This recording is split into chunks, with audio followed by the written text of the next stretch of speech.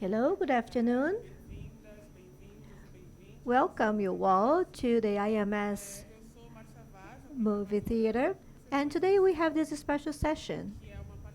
This is a partnership between Instituto Moreira Salles and Japan Foundation with the support of Goethe-Institut. And the film we're going to see is Johatsu, Into Thin Air, directed by Arata Mori and Andreas Hartmann. After the session, I invite all of you to stay for a debate. We're going to have Arata, Andreas, Flavia Guerra, and the moderator Ana Paula Souza.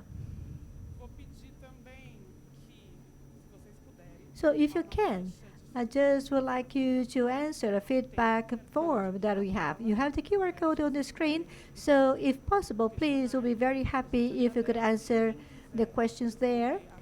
And we also have that in hard copy. We just have that at the reception in the entrance hall. So without much ado, I would like to call to the stage the directors, and then Daigo Tamura from Japan Foundation here in Sao Paulo.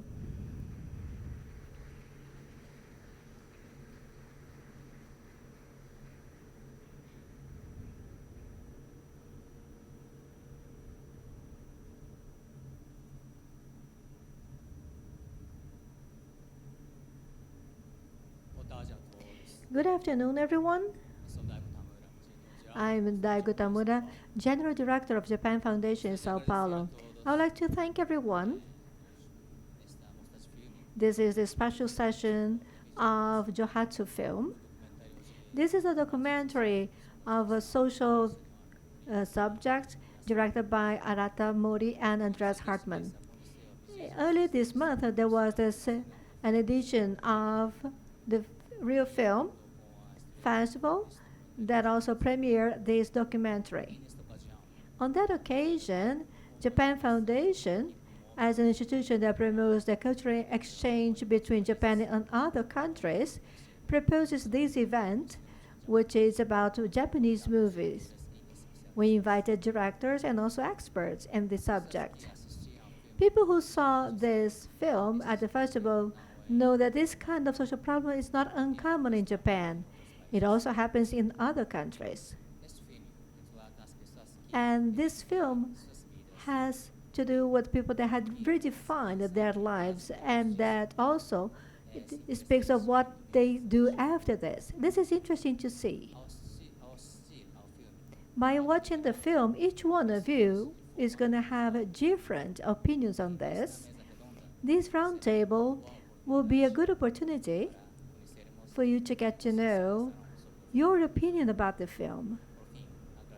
Lastly, I would like to thank Instituto Moreira Salles and Marcelo Araújo, its director, and all the IMS team for this partnership. Also, I would like to thank Goethe-Institut in Sao Paulo for the support in dissemination of this film. And Arata Mori and Andreas Hartmann, our appreciation, together with Ana Paula Souza and also Flavia Guerra. Thank you very much for having the time to be here with us today. I hope that you all can enjoy this roundtable that we have right after the film. Thank you very much.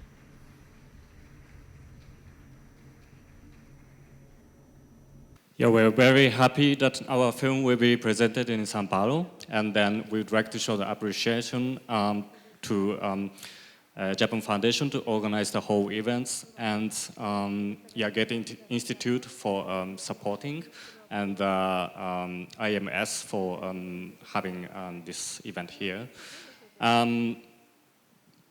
Should we wait for the translation? Okay, yeah. So, like Johatsu, it's a Japanese term. Is it means like a disappearance of people, and through these films, that we are so surprised that so many people were open to talk about their own disappearing story. So I think this film, that we hope that this film will give you opportunity and to look back at your own personal story, because anybody like in this room might have thought about that, and I want to disappear. We hope that you enjoy these films and then the talk event afterwards.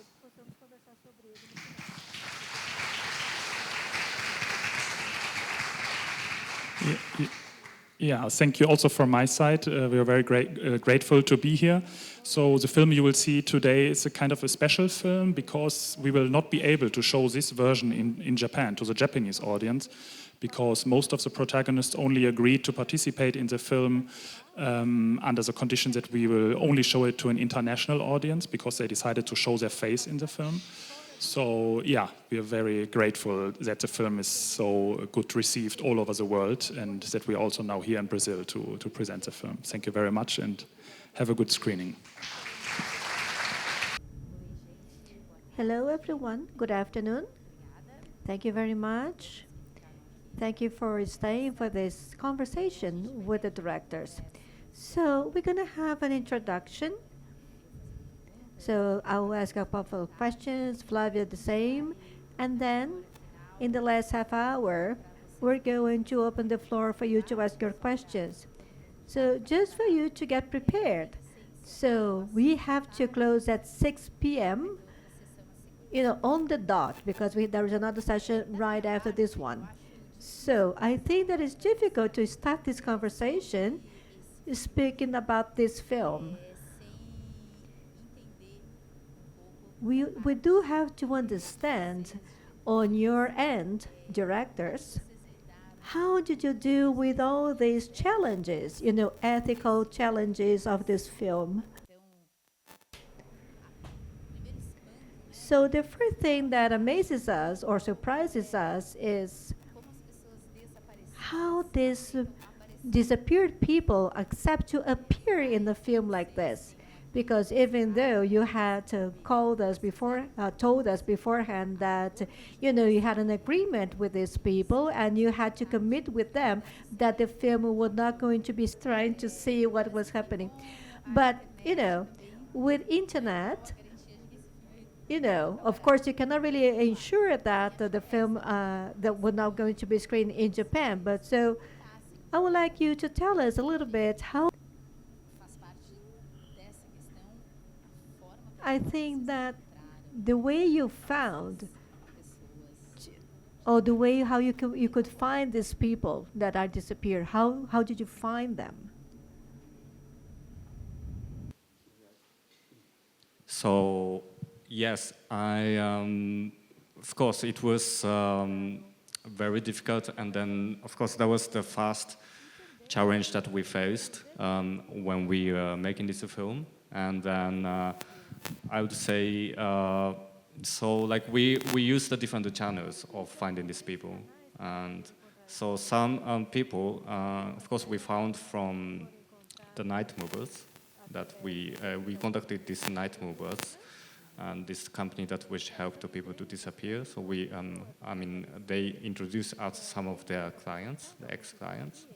And then also we went to a slum in Osaka called Nishinari, and then there actually you can bump into so many people who have the story of disappearance. So there's two main channels that we found those people. Yeah, and I want to go a little bit more back actually, so how this project started. So maybe I need to turn off this translation. So 10 years ago, I was in Japan for the first time. I had a scholarship from the Goethe-Institut. I was doing an artist in residence program in Kyoto in the Villa Kamogawa. And during that time, I made my previous documentary about a young man who decided to live as a homeless by choice. So it's kind of a similar story of a young man who disappeared. And during that time, I discovered then this day labor neighborhood in Osaka, Nishinari, and I was from the very beginning very intrigued that in Japan this kind of place exists. I didn't know that before.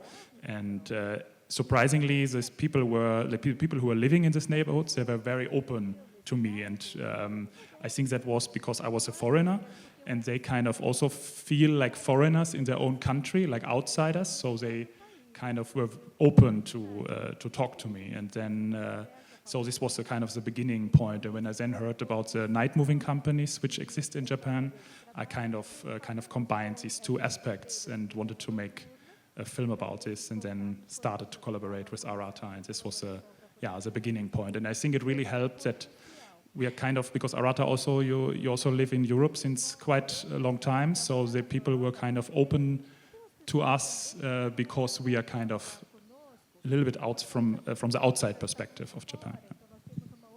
And how about the ethical point of view? And yeah.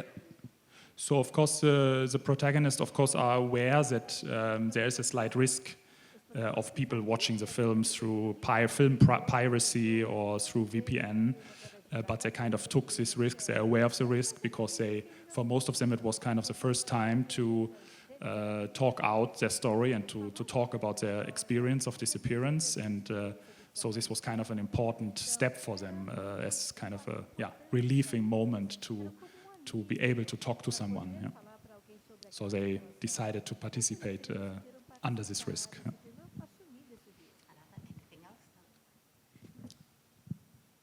Well, yeah, I mean, I can say the same things, but yeah, like it took us quite a while, and then, yeah, of course, it's, I think the fact that we are international team, and then I think I wouldn't be able to also imagine to do these films alone. I think they really kind of like open up, like when like Andreas came from Germany, and then I was always like sitting next to him. But for me, especially, it was a challenge for me that I didn't know like how to talk to those people like in the beginning as Japanese people, because in Japan like there's many sophisticated level of communication that you have to be aware of. So in the beginning, like I was very careful, but surprisingly, like they are very really open to give a talk to us, and then in front of the camera that we are very surprised, and then like the time that we spent with them, like 3 years, and was like really helping us to get like really trust from them. Yeah. They wanted to disappear, and then there's a relationship. What is to disappear in Japan and what is to disappear in Brazil? And right at the beginning of the film, it says some people were forced to disappear, some other people chose to disappear. So I'm going now to bring Flavia to the conversation. And I would like to ask you, Flavia, first, you are an expert in cinema and also especially in making comments. So here in Brazil, is there any film that will remind you something, or does Johatsu remind you something? Because we also have the people who disappeared during dictatorship here in Brazil, so they were forced to disappear. And Flavia also has a personal experience because she has a stepfather who is of Japanese descent. So you know the Japanese culture in Brazil very well. So I think that will be interesting for you to try to come to this conversation, this dialogue between these two different cultures. Yeah, I'll try to break this bridge. Interesting that you asked me the question, because by watching the film, I was trying to remember films related to this. Maybe you can also remember, cases in Brazil of people who disappeared, voluntarily speaking, for one reason or the other, just want to vanish. Here in Brazil, those who were not killed by dictatorship or just disappeared in a forced way, or also they were killed by assassins, is because they have some debts or some problems because if they did something illegal, and they simply go to a different region and disappear. But completely disappearance, there is no film like that. There's a recent case of a film that was just premiered on Disney Plus in streaming, which is called Come Back Priscilla. So this is Belfort's sister. He is a fighter. He's very famous, a jiu-jitsu fighter here. He's very famous. He's a celebrity. And his sister went away one day. She left for a walk. She was on Rio de Janeiro Avenue, Presidente Vargas Avenue, very famous here. Then during lunchtime, she went for lunch and she never came back. And until today, nobody knows what happened to her. And the series discusses this, whether she was killed, but nobody contacted the family because of the no ransom, and whether she had problems with drug trafficking, whether she was an addict, and then she had to disappear. And this is very recent. It just premiered last week, but this is very specific about her case and addresses all these situations. In the way you did in Johatsu, I think that, you have different people with different profiles, and then you bring this humanity, bringing their perspective, the perspective of those who disappeared, which is wonderful. Someone who disappeared now appeared. And I think that there is no case like that, of having a documentary that will be so obvious like that. But I find it interesting because we have films about absences. And I think that what is very beautiful about your film is that you have the mother having to deal with the absence of her child, of her son. How empty she feels. The emptiness left by someone who has just left someplace. And this film is about the emptiness and the gaps. It has nothing to do with only Japanese culture. There's another film called Being Back, which I think that it was made by the Kasegi people. So people who were the Japanese descent, born in Brazil, that went to work in Japan, that came back here. And this has nothing to do with my family because I just have some other cousins that went to Japan to work like that, but nothing in the first rank. But I think that every Japanese family here in Sao Paulo has at least one uncle, one cousin who went to Japan and never came back. And you don't know how the person is. They communicate with each other, they can call each other, but many times these people had never came back to live in Brazil. They never came back to visit their family members. So this is an emptiness that they live in, those people who are still here. And this is what I felt by seeing the mother. And now we have the opposite way. So that we have the grandparents who came back to Brazil and as immigrants, and now we have their grandson or grandchildren going back to Japan in order to work there. So as you called my culture, my stepfather has already passed away. I was adopted by him, and he has already passed away. And I am a Imane. And this is a culture that we always have to observe from. We all have to observe from on the outside. I think that in your film, especially, in your film, you can raise all these different perspectives. Something interesting about the Japanese culture is this idea of honor, respect, and shame.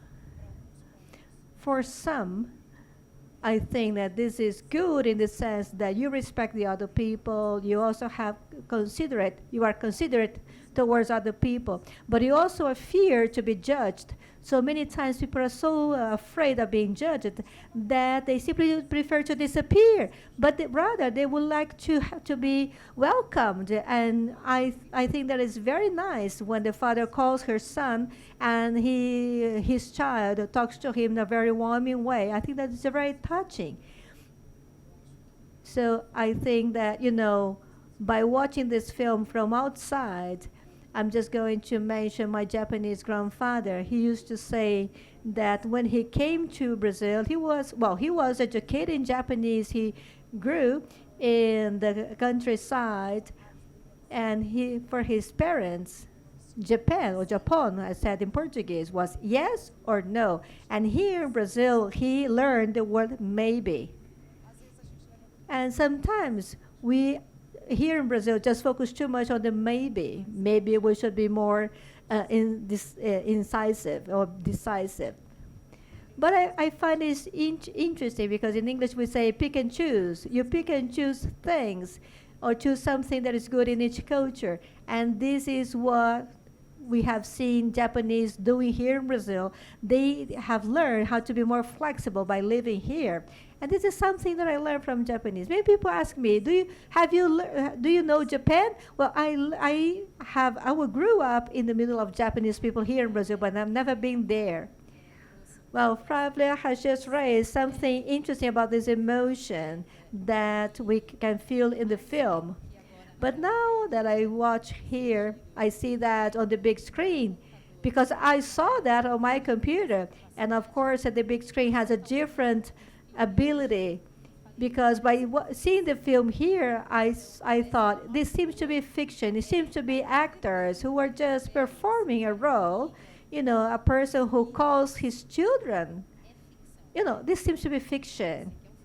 No, this is a Korean film or something. But the subject in the film is very interesting, no doubt about that. But we know that despite being so good, the subject, the film is so good, but the subject is something that is very impactful. You have different choices of language. In the case of the documentary, the approach chosen to it is something that obviously lead us to feel your aesthetic way of building the film. Not only by the way you chose the protagonists, but also your choice is related to an off voice, or some images. Sometimes you have the person speaking by himself. Sometimes you have an interview. And sometimes like you have the girl talking to her mother. That's a very strong moment, actually. She said, I called him. And then she said, I did call him too. And maybe they have never talked about that before. So I would like you both to speak about your aesthetic choices. And also, I would like to ask Flavia to speak about the challenges of a documentary that has a social approach and not to be just something that discusses a subject and also discusses some other media. Based on your experience in working with festivals. Well, I will start by speaking about the language. There is something very interesting. Well, I teach a documentary, and I usually speak about the verité cinema or the straightforward cinema, American movie. And when they broke all of this, that you do not really use it that much, the interview in itself. And the guy who created this American cinema, he said, we don't want to see a talk delivered, on some stage. And he said, no more film talks. We want to see the life just going on, happening before our eyes. And the story has to tell the story by itself. And I think that we don't have something so much straightforward, but a lot of this has been used, the storytelling itself. The last character that we can see who came back home after 37 years, I also would like you to hear more about this. So we can hear the story happening, when by the talk that he has with his sister. But actually, this is not just something that you tell a story. This is just a dialogue. And this is something that you mentioned. This seems to be cinema. So when we hear just the action taking place, you can see that this is very close to drama. And this is not just a class that is being filmed or an interview. It's not a documentary, it's not journalism. And I think today we are very free because we have documentaries of all kinds. And to come to the way they tell the story, based on what Anna said, Arata and Andreas, you use some resources that you had at hand to come to the core of that. This is the moment when the documentary really tells the story, which is very interesting for us to see as viewers.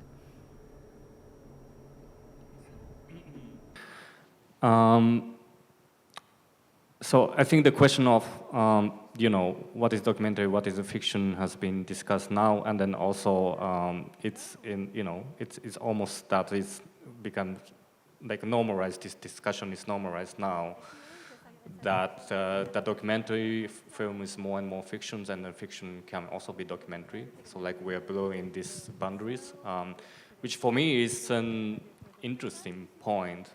And then regarding this film, that we were not actually planning to make it a very, like cinematic storytelling, but then also but that was kind of like that a sort of solution for us to combine all these like very complicated stories into one. And then we also didn't want to make the reportage about disappearance, but we wanted to make like really personal, the psychological films. So like during the shooting and then during the editing process, that we really realized that this is the only way that we can achieve to show this realm of, the disappearance. And because we have like many different perspectives, like one disappeared and then one left behind. So that was, and then I think through that, like we really achieved to the point that is very, storytelling and touching, but at the same time it is so real because those are real people, and then all these things which was happening from the cameras, they're real. So yeah,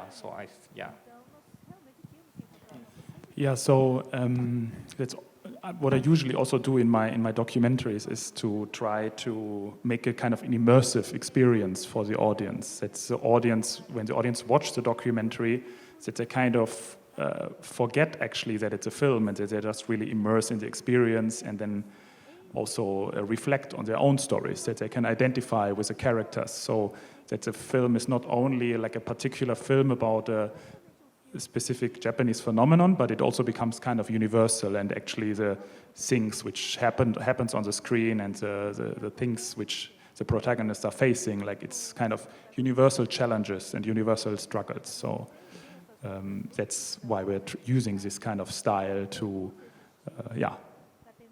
make the audience to immerse in the film. Now I'm going to bring a piece of information to you, and this is something that is off the film. I was talking to the director, associate director of the Japan Foundation. She explained that in Japan, there is not a number of documents that you have from the day you were born. So because here in Brazil, if you have a son, for this child to be your dependent on your income tax return, he has to have a CPF or a taxpayer registration number. Of course, in Japan, you also have your documents, but you have your driver's license, your passport. So I just would like to understand if it is really that way, and to what extent do you believe that this can also be a part of this high number of people disappeared? Or do you feel that people simply choose to disappear because of personal problems like the shame? Because this is some of the things that we feel from most of these characters. So is this really a central factor for them to disappear?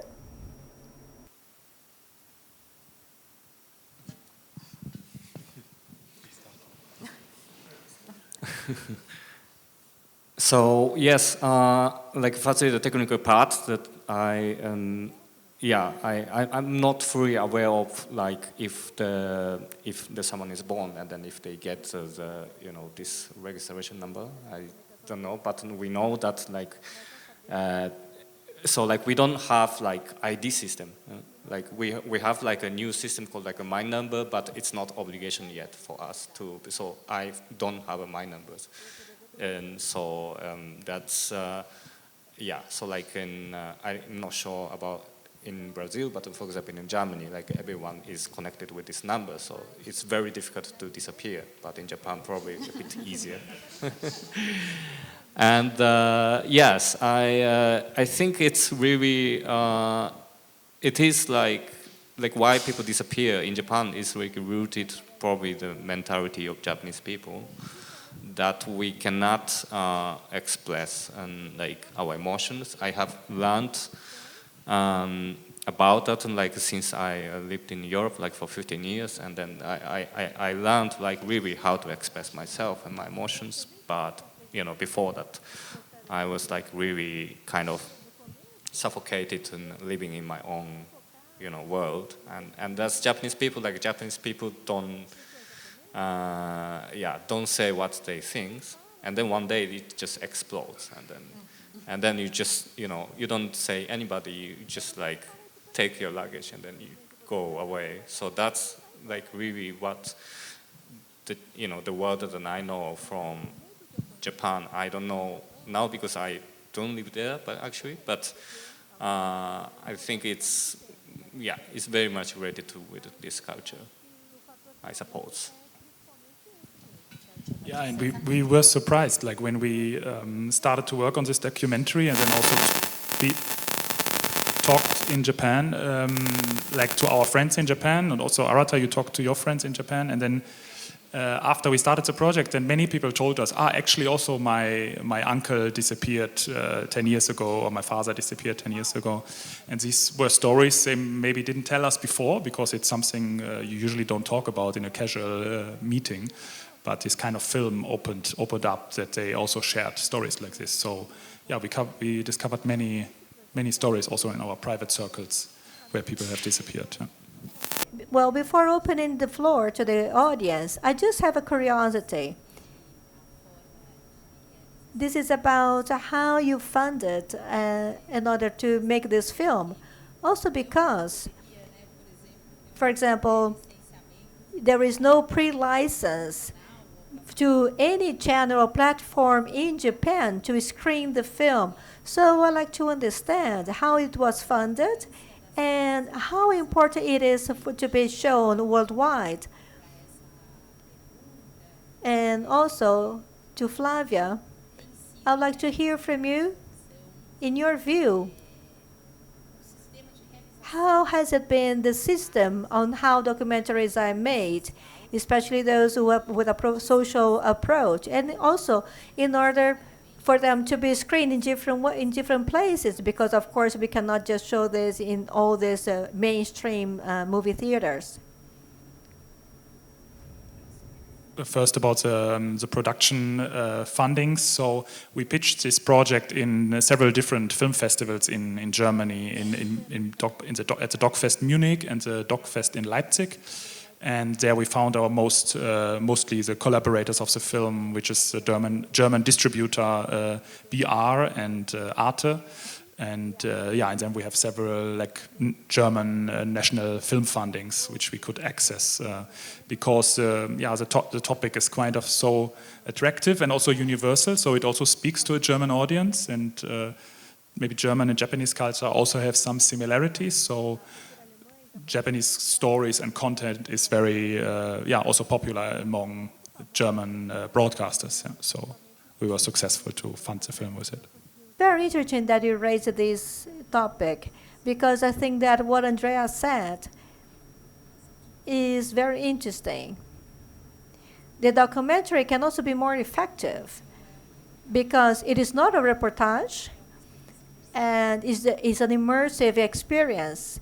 And a documentary that has a social impact can be more impactful when it does this, because here it raises empathy with people, and with this way it's easier for people to put themselves in the shoes of the characters. And this also is easier for a social approach to be more accepted. And I think this is more engaging. People engage in this in the film, even though the numbers may not be so high in the beginning, but these numbers refer to very people. You can be your father, your son. This is a good moment for social documentaries in Brazil too. Something important for us is environment, for example, Amazonia. So if we are so far, if here in São Paulo, we are far from the Amazon region, and even from the Pantanal region. So if they are burning, this is something that do not really affect the common people here. You know, they do not touch their heart. We just see that on TV, but it's not in your present in your daily life. So environmental issue is something that has to be addressed, and now they are trying to show some people, you know, real people from the region telling their story. And this is also being shown in the global play. Now we have, for example, a jaguar that is transformed like in a character that can speak by itself, and it tells its stories and so on. So this also raises the empathy of people. So this is a way for them to try to engage the audience with the story of the jaguar, for example. So I think this is something very creative and is also very impactful. Funding here in Brazil is something that is scarce, especially from some documentaries in this with a social approach. It's easier because for you to get a cross fund or some NGOs that can raise funds for you or some foundations. So then this topic can be funded. But here in Brazil, we usually use the tax incentives a lot. And so we have local laws that create this kind of incentive. But usually this is for short films and simpler films. Your film, which took 3 years to be made, it really costs a lot, right? So this is more difficult to be made here in Brazil. Here, we're still trying to find a way to get more funding. And the director of Japan Foundation said in the beginning that one of the ideas of this session was to have an opportunity to understand how each one of you in the audience has perceived the film. So let's try to hear your voices. If you have any question, please just raise your hand. We have a microphone. The first one is always more difficult, then people just relax.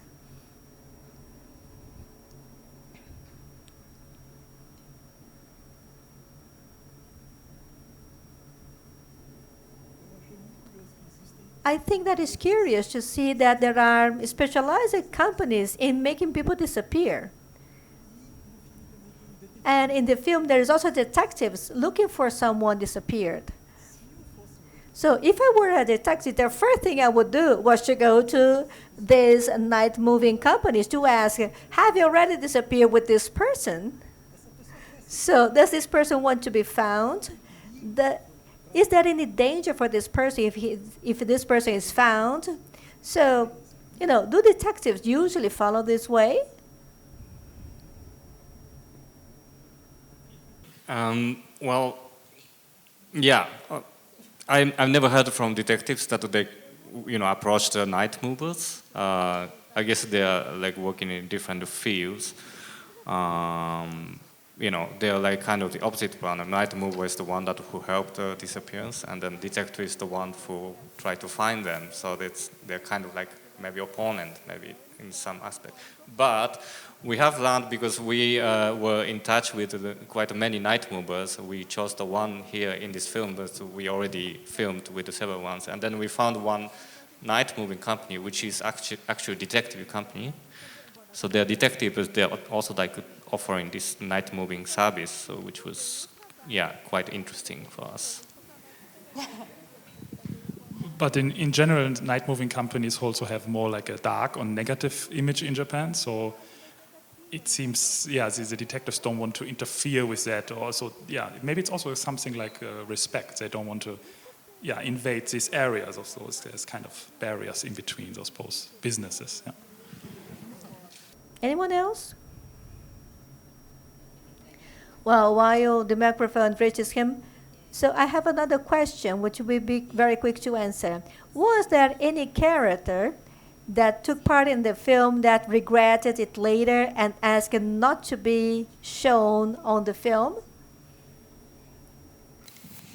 Yeah, actually, we went to Japan last summer, or this summer. This year in summer, we were in Japan and organized like private screenings for the protagonists. So they watched the film for the first time, and actually all of them were quite satisfied and quite happy with the result, which was also very relieving to us.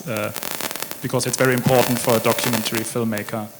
That you portray the people in a way they also are satisfied with. So none of them complained. Yeah. Okay. What else? Is there any relation or social relationship with these people who disappear? You know, I don't know whether in Japan there is market difference like in Brazil, because we have different social levels of people that are very rich, people that are very poor, and usually we feel that people who would like to disappear are the ones who are very poor. And usually they are related to people who live on the street because they are homeless. And usually they really evaporate because they are just invisible to the society. There is nobody there or no company to help them. You know, these people here in Brazil simply disappear, you know, just spontaneously, so to speak. But there is nobody to support them, actually.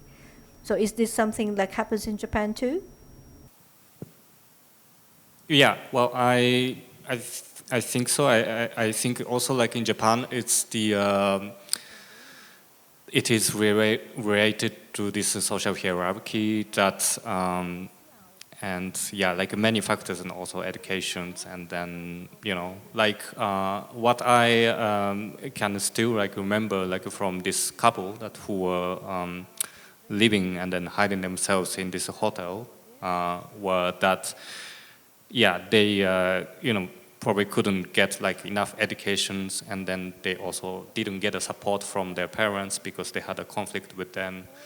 And then, so, they were trying to kind of improve their lives, but not really like kind of getting good connections with the people, and then ending up like in this kind of, we call like a black company. It's like a very company which exploits people. Yeah, so that's why they disappear from them. And so I think it's kind of like a vicious circle that it's those people like who disappear, they repeat this circle because they really don't know how they can, get better and then find the right people. And actually, this couple in the hotel, we have heard that they have disappeared again from them after the finishing, the complication of these films, and because they repeat disappearance, those ones. Well, there's a very specific case that is very shocking too. One of them tells that the mother disappeared, and then he says, he laughs or he grins, my mother disappeared. So this is a repetition of the cycle, right? And Anna also made a comment about the Loving Motel. Here in Brazil, we just call it motel. And the Karin also said that the motel is, the Love Hotel has this environment where you can be isolated, and you do not have a common hall where people would just see each other.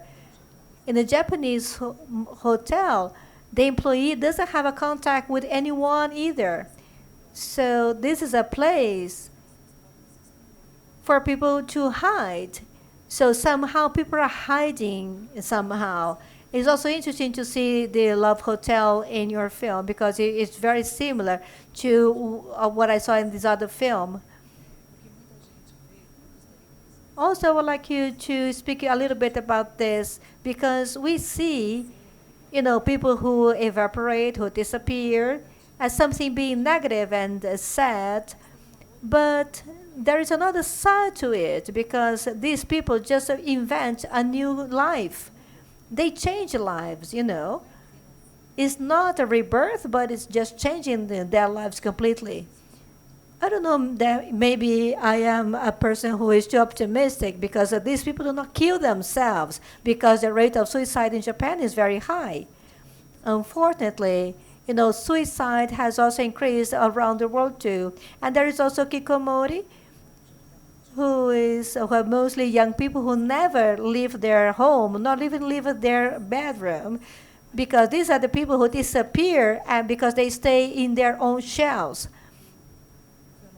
So to me, the Johatsu phenomenon is something that is positive in a certain way because the person just invents a new way of life. I would like to hear your opinion about this and also the opinion from the audience. What do you think about this? Maybe first also still a little bit to this phenomenon of the love hotels, these anonymous places. We also discovered in our research like there are these internet cafes where like young people also stay in internet cafes, basically places, very small cabins where you can use the computer and the internet, but they also have a bed where you can sleep. And there's a big community in Tokyo where young people who sometimes also underage people who ran away from their parents because they have conflicts with their parents, or maybe the parents are violent, like domestic violence at home. So they disappear and gather in this community in Tokyo and stay in cheap internet cafes, or they share cheap hotel rooms. And it's right now a big issue also in Japan. Yeah. And maybe if you want to talk, say just other. Yeah. So this. I agree with your perspective of like this. The act of disappearance is a positive in a way, like when you compare it with the like killing yourself, like committing suicide, because in Japan there's other people like who goes to the forest and then hang themselves, which is also a huge issue. And then I think that's what people that we met in these films, and then what we also want to convey with these films is that to disappear, it's just like an alternative way of like restarting your life, and then it's it's also like a choice of your life sometimes, and you can do that. And then this is what we learn. And then actually that we saw that the people who disappeared, they're living quite happy life. Yeah, they of course still have the missing feeling from their families, and then, but they're living in a very new environment, and then they're having like really, kind of, good life. So it's, I think this is kind of, so like not many film has described it. Yeah, it's more about choose something different, even uma vida clandestina, than give up.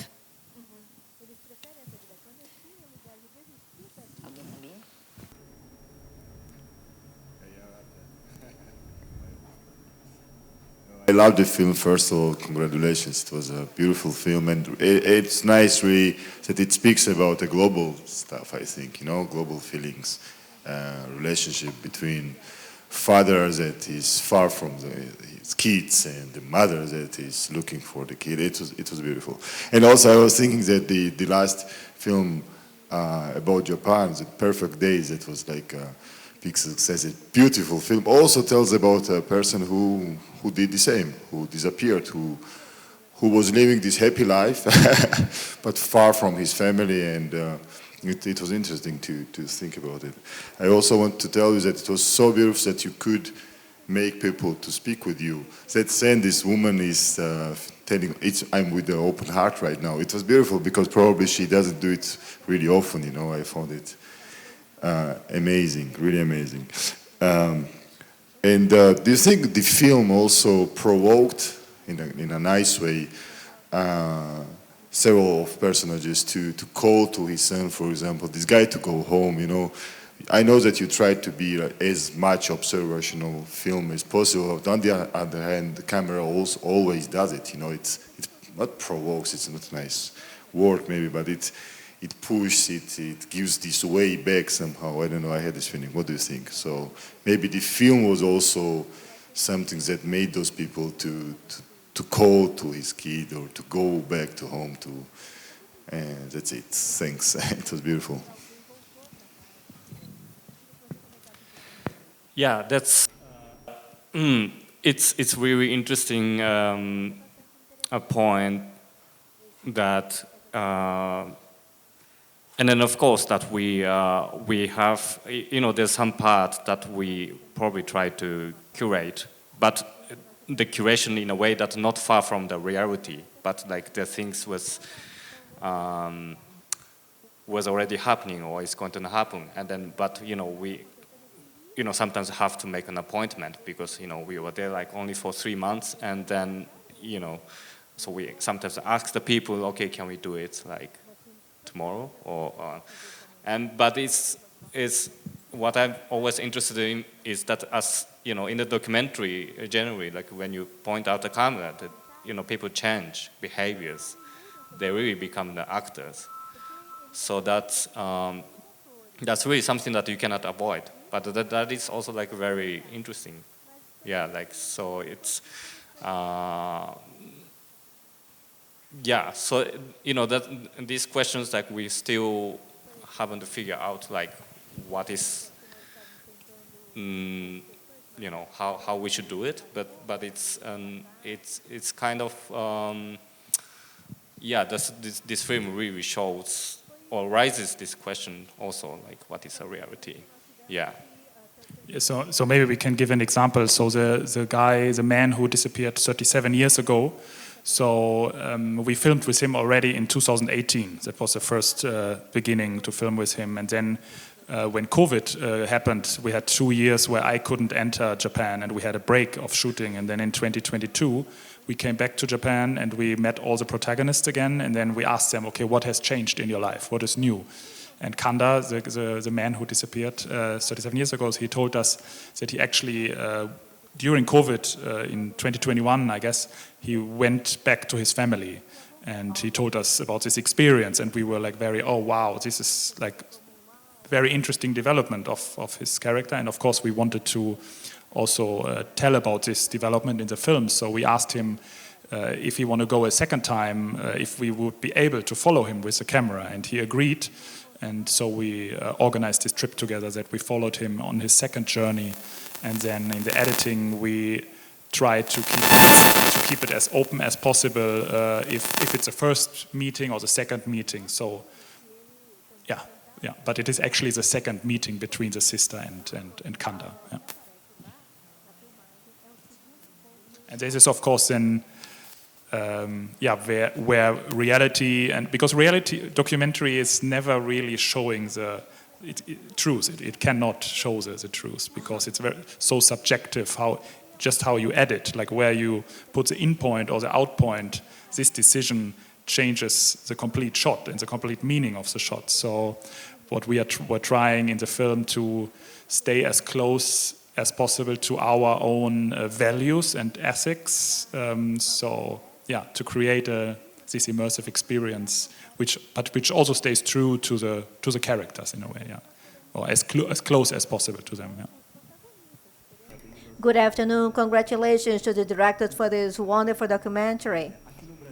Here in Brazil, we have a popular expression saying that when a man abandons his family and then disappears, we say that this man went to buy cigarettes and never came back. And just in the same way, it was said that there are many men. I also have some friends who are Japanese Brazilians whose parents or whose fathers went to work in Japan as dekasegi, and then they abandoned their families here in Brazil because they disappeared, and they have other families in Japan. So my question is precisely about this gender approach of people that go to these night moving companies that make people disappear. So usually are more men who go to seek these companies, or to what extent is there a correlation between the people who go to leave this to seek this company to disappear and this patriarchal hierarchy society? Also, I would like to add another piece of information. I don't know whether this will be redundant, but to the Brazilian society, and especially here in Sao Paulo, because here we have lots of Japanese descent living here, I don't know anyone who really disappeared in the way of the film. But I know stories, like he said, of people who went to Japan to work and then they evaporated. I don't know whether they, left no trace, because people just went there to work to support their families back here in Brazil, but they never came back. And this especially happened in the 1980s and 90s, and this was really true.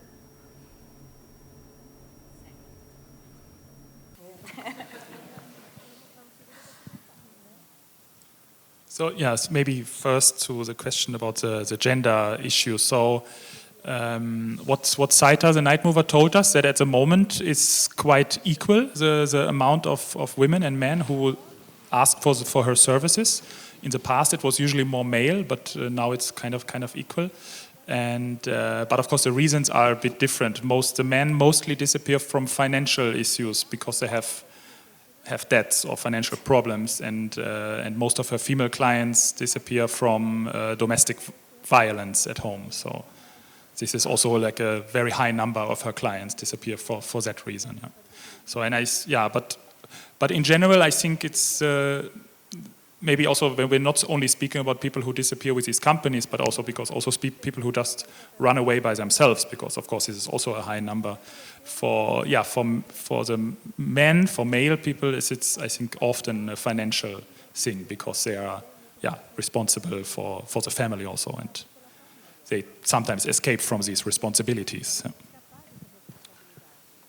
And then yesterday we had the opportunity to have a dinner with the director of Japan Foundation, and then he told us that the Brazilian immigrants in Japan, they're mostly living in Tsurumi, which is in Yokohama, and it's actually my hometown.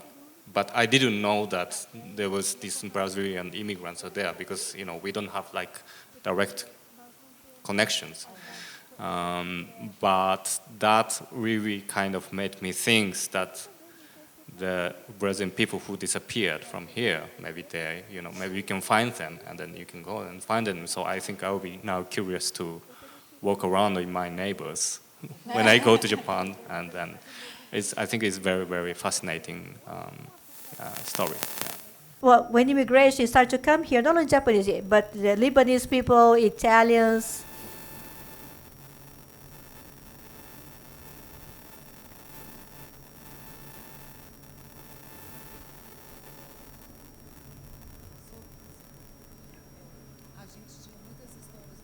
We heard many stories from our grandparents or great-grandparents saying that their grandfather who traveled or who came from Italy had a different family here in Brazil. They had a family back there in Italy, one here in Brazil. Same thing with the Lebanese families. The family only found this out when that grandfather died. Today is more contemporary, and people are still alive, and get to know that they have second families. But people who simply vanish and create a different life, if they don't have a previous life with a family, no problem in having a new life. The problem is when they leave behind a family and without telling them the story. And there are many stories like that here in Brazil. And this is can be also the subject of a soap opera if you want. Good afternoon. Well, this is something very quick. First, I would like to thank you for coming here. The film is very interesting, good, and it also makes us think about this issue of normality. In the Brazilian case, I remember the case of Belchior, a Brazilian singer, because who lived the last 4 decades here in Brazil know that there was a moment when Belchior just went into isolation. He did not want to communicate with anyone, and there was an article done about him. So Belchior was a very famous Brazilian singer who disappeared for some time, and then he reappeared, and recently he passed away. It was, but well, he died in 2017, not so recent.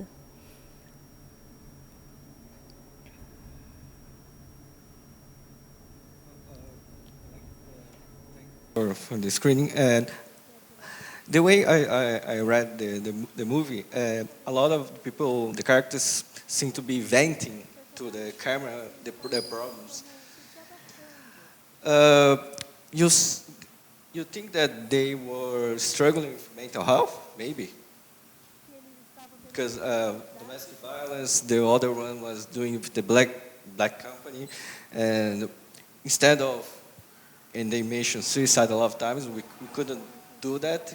So they use the coping mechanism of running away. Because I saw in another documentary about the idols that in Japan they usually try to using a lot of coping mechanisms instead of dealing with the issues at hand.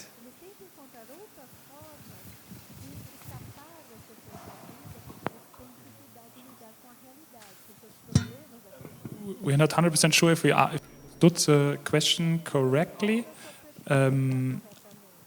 But yeah, maybe you can repeat, try to summarize in one more sentence. Okay, I'm sorry. Okay, sorry. It seems like a lot of them were dealing with mental health. They have that alternative instead of just using running away as a coping mechanism. Because like the guy with the gambling problem, he had a gambling problem and he said that he stopped, but it seems like he could go back. A lot of times it seems that they have problems, they run away, but it happens again, and they don't deal with the problem. Yeah, of course, that's basically the negative side of it, right? The positive side is you have the decision, you have the choice to disappear, maybe instead of killing yourself. That's kind of a positive aspect because it saves your life. But of course, on the other hand, the negative side is that you're not facing your conflicts and your demons and your challenges, and you're basically just running away from your problems. And this causes this vicious circle that they're actually disappearing again and again and running away again. Yeah, so I agree with your opinion that this is also the case, and also true. Also, I would like to ask a question about this. I don't know if you have this question, Anna, about mental health. You know, mental health in Japan, because here in Brazil we are more open, you know, but speaking now about mental health, is it still something that faces prejudice, even though things have been changed? So speaking of bipolar situations or depression and addiction to gambling, this is something that, you know, sometimes people get ill as a society because we have this social prejudice of facing our own conflicts, you know, directly. How do you see the situation from this perspective? And how have you handled it? Because I think it's a very sensitive situation because you're talking to real people who may have all these problems. Yeah, it's interesting questions. And then at least like 15 years ago, like when I left Japan, I mean, I'm still going back quite often, but at the time that it's sort of that going to the, you know, psychoanalyst was regarded as taboo. And at the time, I also had a sort of mental issue. I was one of those hikikomoris actually that I, you know, didn't go out like for 3 days, and then, you know, the only time was then when I went to buy some food. I didn't want to talk to anybody, and at the time that I went to, like one of the psychiatrists in Japan, but it was very hard because I didn't want to talk about it to my, you know, friends, and then like my parents were so worried about me, and then so it was. So I think that's like really another problem in Japan, that like, you know, people just not going to the psychiatrist because they're really ashamed. And they want to hide. They also want to hide that they have children and hikikomori in their houses because they don't want to talk to the neighbors. So they, they pretend that they children's okay, but they are just, in their house. And then at the end, like the children will, probably kill the parents because they're creating this very isolated the space, which is this, the isolated from the society.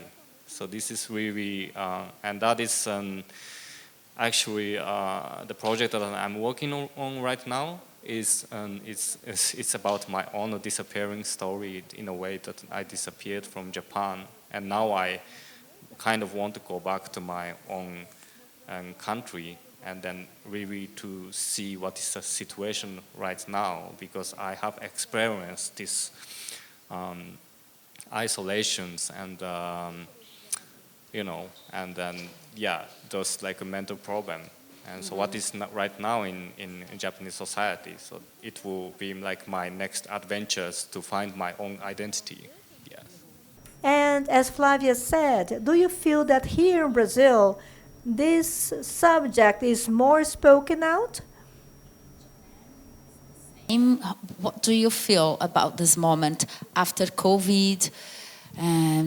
People talk more about it or don't?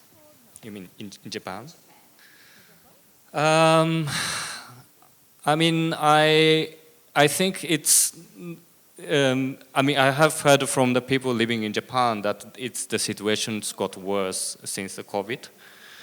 Yes, but then also, there's young generations which are different from my generations, So it's, I actually don't know so much, but I think the problem hasn't changed so much. And then it's very, very difficult to change this very, like solid, like very close to society, actually. It's a Japanese society.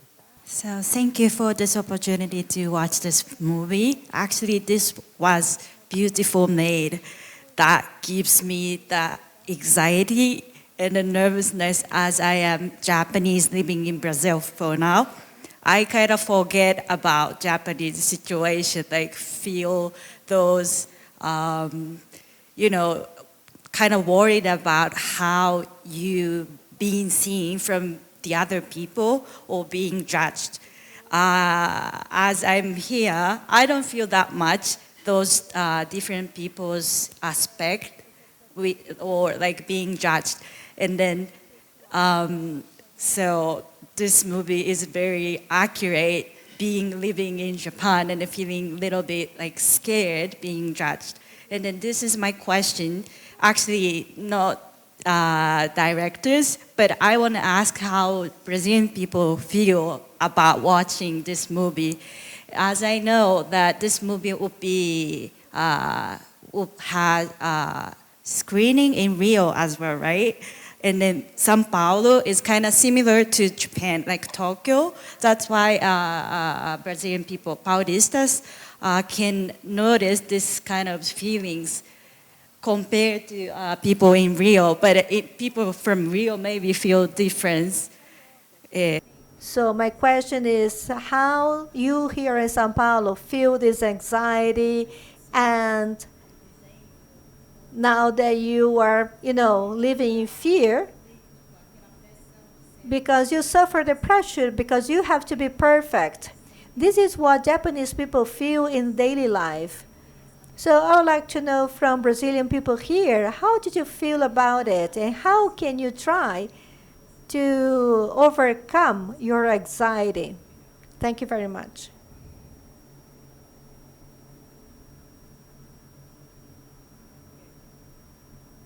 She has a comment about this. Or do you have a question? Well, as I said, I grew in two different cultures, and I think that many people here in São Paulo who also grew up in two different countries. My mother family is Italian and Spanish. And my stepfather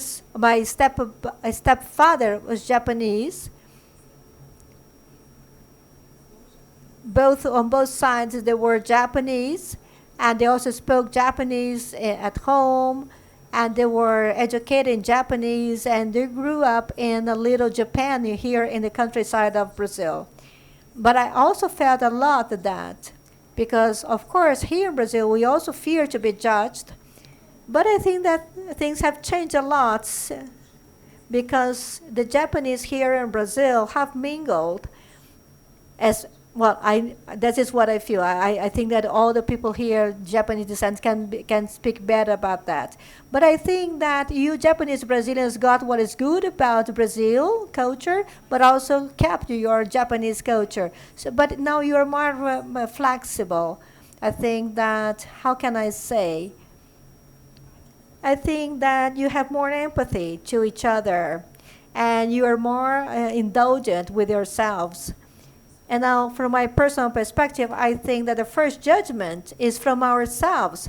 So your self-judgment is something that can be good, because you are responsible. Then you keep your word. You do whatever you promise to do. This is something good about the Asians, and I admire that a lot. But on the other hand, Brazilians sometimes say that they're going to do something, and they never do it, and they are not ashamed of that. I am Brazilian, can say that, And so I think that it does depend on the situation. But I feel that here in Brazil, people are more indulgent, they are more tolerant, and sometimes too indulgent. So there is a mixture. So this is why I believe that here in São Paulo, people in Berlin, Tokyo, big cities like Rio too, they're big cities. And it's interesting because you have a mixture, and you live with people from different places, and you learn from them. And this is what I feel from my personal experience. I also see this from my nephew, who is young. He's 5% Japanese, but he's very young. So, it's difficult for you to distinguish to what extent he is Japanese or also Brazilian, because there is a mixture of all the different cultures. But I think that the Japanese also kept many of their values until the 1990s, but then with globalization, they all mixed with other things. Just a brief comment. This answer can only be given from your individual perspective. And I feel that I was born here in São Paulo. My mother was Portuguese, who came to Brazil. He raised 3 children without a father. My father came from India. So she could be ashamed at that time to be a mother who was alone, didn't have a husband. But she never was afraid. And today I can see how much my mother was really brave. And when I see a film like this, I can see that the society is very different from ours, which is very more contrived. And when you speak about something that is difficult, I think that here we are more extroverted. I went to study my master's degree in London. I had 3 friends, and they were all younger, and one of them was Japanese. And I remember that, we started the course in September. I came in December back to Brazil. Then we went back there. I was, and I gave her a big hug, and she was Hirose. And then she got straight like this. I felt that I was really, I was overreacting by seeing her. And another thing that I have to speak about anxiety. Well, I teach in filmmaking in college, and I see that many people feel like that because they had to end high school during the pandemic, and today that they are in college, they have difficulty in expressing themselves. There are some students that had to leave the classroom because they were too anxious to speak in public, because they had to study during the classes and virtual classes. So geographic location is not only the issue, there is also something else that technology also changes in the behavior of people, especially how shameful people can feel in having to speak in public. We have time for just one more question? Or maybe you two could make a comment and then we'll pass the floor to the directors for their final comments. Good afternoon. Based on your knowledge of this phenomenon of the people vanishing, is this something that is peculiar to Japan? Or is this a phenomenon that can be found similarly in other countries? For example, in Europe. Is there any similar phenomenon like that? If yes, what are the reasons for people to want to vanish to?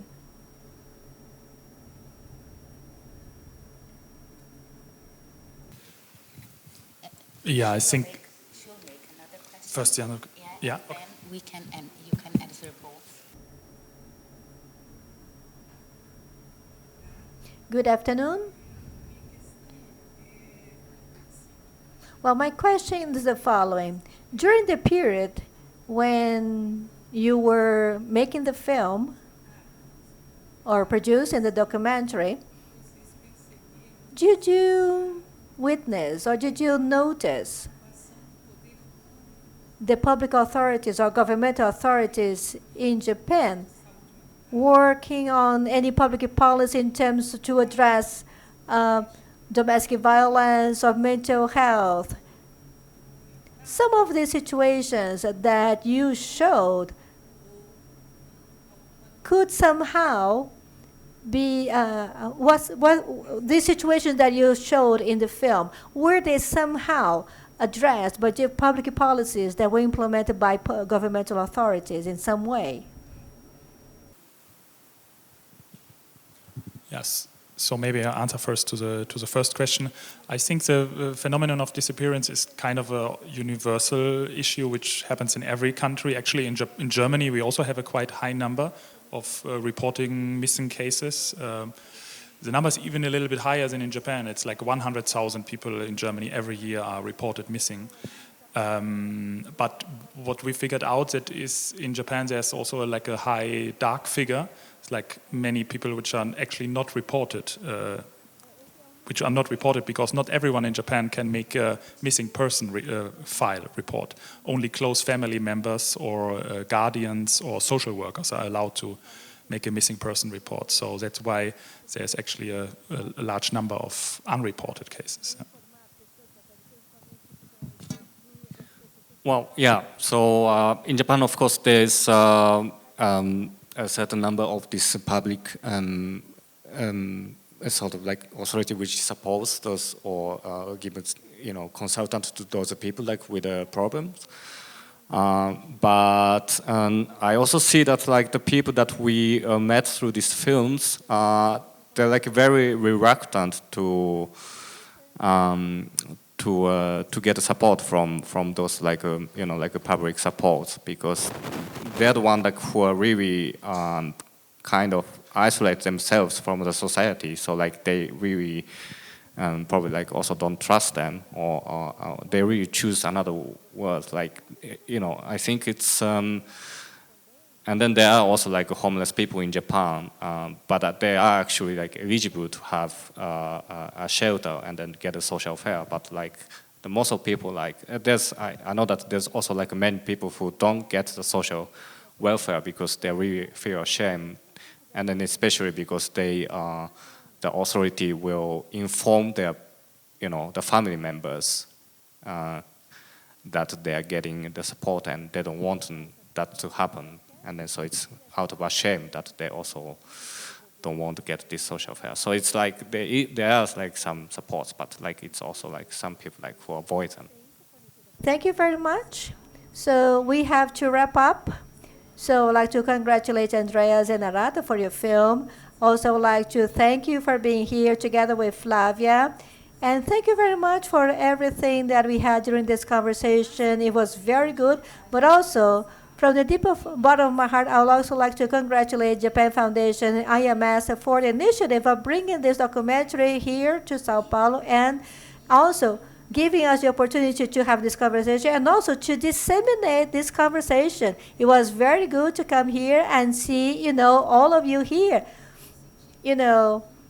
It's really amazing to see, this is a holiday here in Brazil. It's afternoon, in a Saturday, and you all came here to see this documentary and also stayed a little bit longer with us to have this conversation. So thank you very much for this.